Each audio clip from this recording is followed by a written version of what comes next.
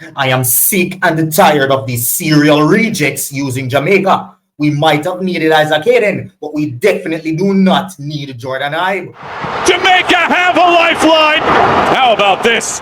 They got Gunnaz podcast. In this video, I'll be talking about Jordon Ibe as he confirmed that he has been in talks with Steve McClaren about representing Jamaica. I also will speak about Tyrese Campbell as I can confirm that the Jamaica Football Federation have spoken to him about the possibility of him representing the country. If you're new to the channel, this is the Gunnaz podcast. I am Dicanio, your host, an Arsenal fan who covers everything Reggae Boyz and local football. If you find that you enjoy the content that I do here, remember to go ahead and to smash that like button. And also, if you're a part of that 61.6% of people who keep on watching the videos and are not hitting that subscribe button, just go ahead right now and to smash that subscribe button and to join the Gunnaz community. Remember, every single video I do on this channel must get to 100 likes. So just go ahead and smash that like button. So starting off with Jordon Ibe, as he was on the Filthy Fellas podcast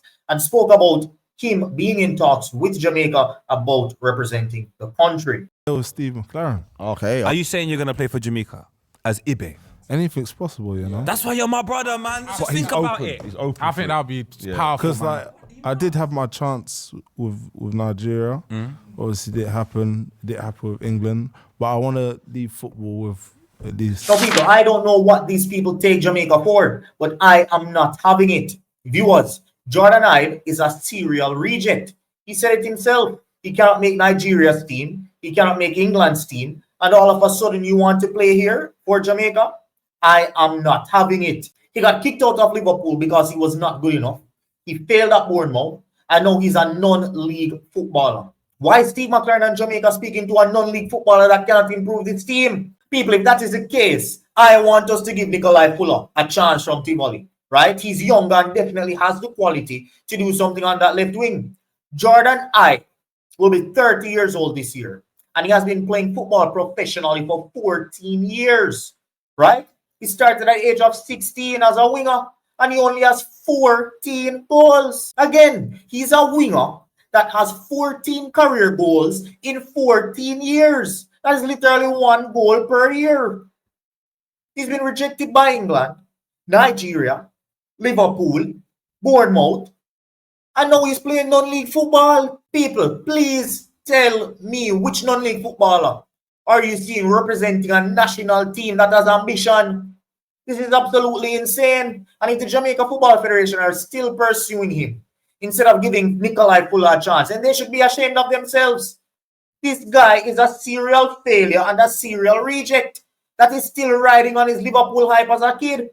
Now, he says his fall-off has been due to depression and some other stuff, but frankly, I do not care.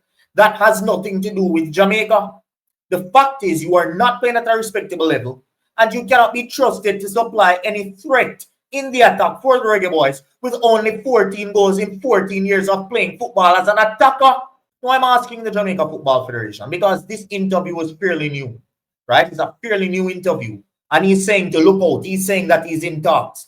Well, I'm just kindly asking Steve McClaren and the Jamaica Football Federation to please cease and desist from reviving these non-ballers' careers, right? We did it for Isaac Hayden and we had to let it slide because we're desperate for a defensive midfielder, right? I'm still not keen on him, but his quality does help, which I did say when he was getting here. I don't want him here, but I understand why we need to have him here because we lack quality in that defensive midfield role, right? However, we are not desperate for wingers and we are not desperate for attackers. So we do not need to stoop down to the level of non-league football to try and find players in the level of Jordon Ibe, who has 14 goals in 14 years of playing football as an attacker. Come on, people. If we are going to get people in this national team, they should be improving the team. We should not be getting people into this team, right? That is not going to improve the team and take the team a level up. We have talented players in the Jamaica Premier League. We have Dixon, right, who got minutes as well the other day. 20 minutes he stepped on the pitch for, right, for Charlton in their 4-0 win against Huddersfield. We have Whisper, who is coming back soon. And there are many other options as well. So do not give these guys career a lifeline when there are other players that we can help, will actually give back and really play with pride for this country. The Jamaica national team is not a charity And I do not want to see washed up footballers, right, that already did not have a good career to begin with, represent this national team. The names that I want to see is Reece Nelson, Dwight McNeil, Mason Greenwood, and the latest one, Tyrese Campbell. Now, Tyrese Campbell has been brought up specifically by my fellow colleague Premier 7, who did a video about his eligibility. So if you want to see a more in-depth take on the player, you guys can go ahead and check out that video. I'll leave my link below in the description. Now, this player, Tyrese Campbell, is a 25-year-old striker who is the son of the late legend, Arsenal legend, Kevin Campbell. And he currently plays for Sheffield United in the Championship and has 10 goals and 1 assist in 27 games for the Blades, having only started 16 of those 27 games. Now, Sheffield United, who are currently top of the Championship, are looking to get back into the Premier League after being relegated last season. And Tyrese Campbell has been integral to their success, being their top goal scorer this season. I can also confirm that the Jamaica Football Federation are aware of his eligibility and have spoken to the player about the potential of him representing the country. However, I've not gotten any confirmation as to what stage those conversations are at. However, it is promising that contact has been made. So based on the few highlight clips that I saw, I can say that the player is very talented. He has a burst of pace, a stroke of luck, and most importantly, he has a killer left foot. People, if you look at some of the finishes that that player has, you would think we have a player on our hands, right?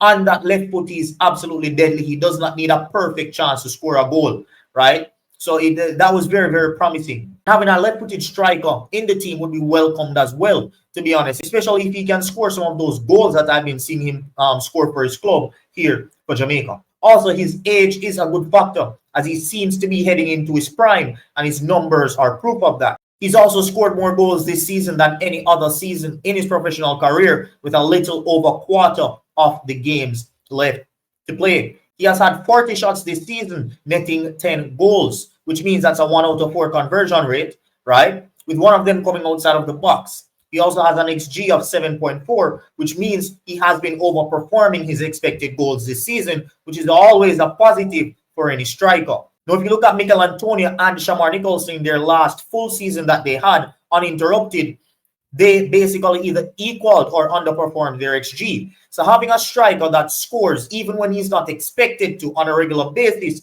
would be a plus. Another thing I found interesting is his heat map. Even though he is a left-footed player, he does not necessarily need to have that right side angle that most left-footed players need, as he seems comfortably playing on the left side of the attack as well. And it shows if you look at where he scored most of his goals this season, as you cannot really see a clear right side bias. Most of his goals have been scored at the center of that box. So that is it for this video, folks. Share your thoughts in the comment section, and also feel free to check out Premier 7's in-depth video on Tyrese Campbell. I'll leave the link below in the description. Also, I need you guys to share your thoughts on Jordon Ibe. Do you want to see that nincompoop represent Jamaica? Let me know in the comment section. Thank you guys for watching, and I'll see you next time. Peace. Jamaica have a lifeline. How about this? They got Gunnaz podcast.